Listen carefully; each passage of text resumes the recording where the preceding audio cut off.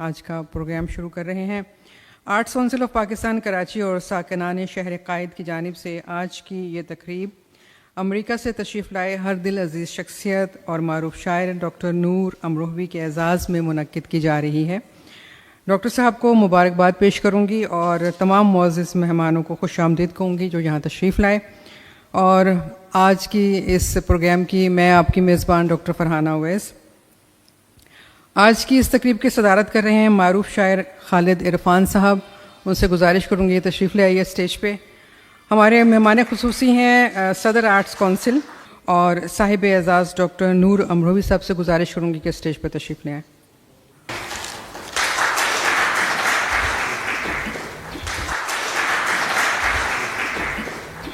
جی programme کو آگے بڑھائیں گے اور ایک اور معروف شاعر کو یہاں دعوت دیں گے جو ترنم کے شاعر کہلاتے ہیں. ایک نہ ایک شمع اندھیرے میں جلائے رکھیے, صبح ہونے کو ہے ماحول بنائے رکھیے. محترم طارق سبزواری صاحب. بسم اللہ الرحمن الرحیم. مجھے خوشی ہے کہ آج محمود احمد خان صاحب جو میرے دیرینہ دوست ہیں, انہوں نے مجھے آج امریکہ سے آئے ہوئے مہمان دوست شاعر ڈاکٹر نور امروہوی کے اس اعزازی تقریب میں مدعو کیا. نہ صرف مدعو کیا بلکہ کچھ عرض کرنے کا موقع بھی فراہم کیا ہے.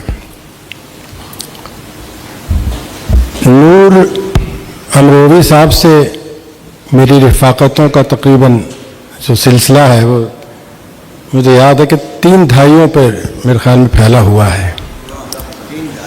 جی, میں نے انہیں ہندوستان کے مشاعروں میں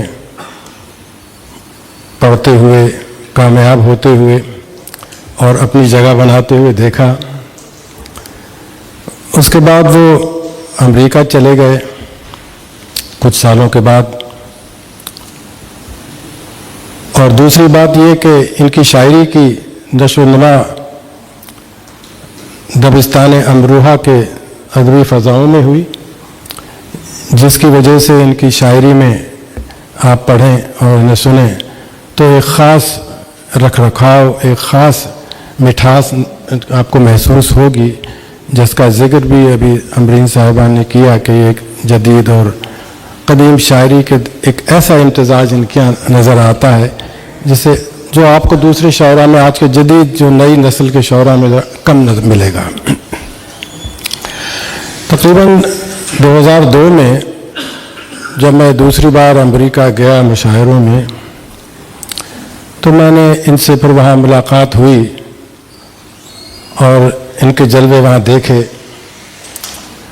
تو مجھے خوشی ہوئی کہ اتنے عرصے میں انہوں نے شاعری کے ایک ایسے چراغ روشن کیے امریکہ میں کہ جس کی روشنی جلد ہی امریکہ کی نہ صرف دیگر ریاستوں بلکہ دوسرے ممالک تک پہنچ گئی اور وہ روشن کر دیا انہوں نے.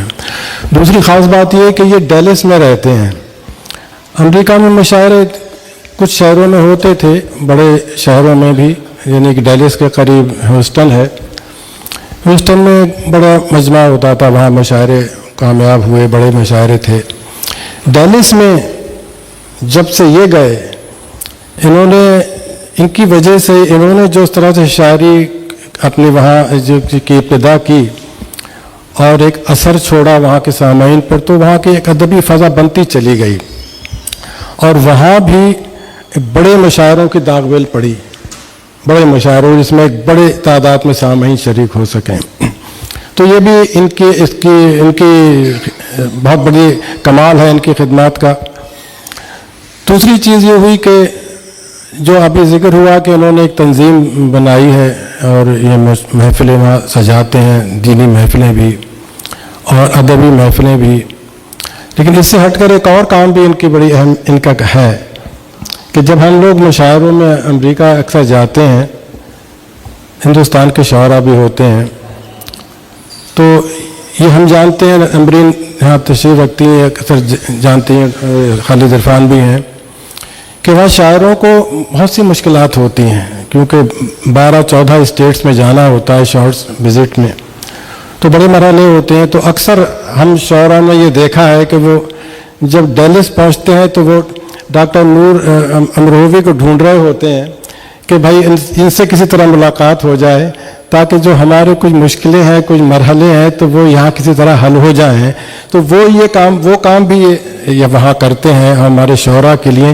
یہ ایک بہت بڑی بات ہے کہ جو ہمیں بہت کہیں نظر نہیں آتی یہ بات ماشاءاللہ سے. تو میں زیادہ گفتگو نہیں کروں گا اور تو اب ان سے ہم سننا چاہیں گے کہ ان کی غزلیں آپ سنیں, ان کے مترنم آواز میں سنیں.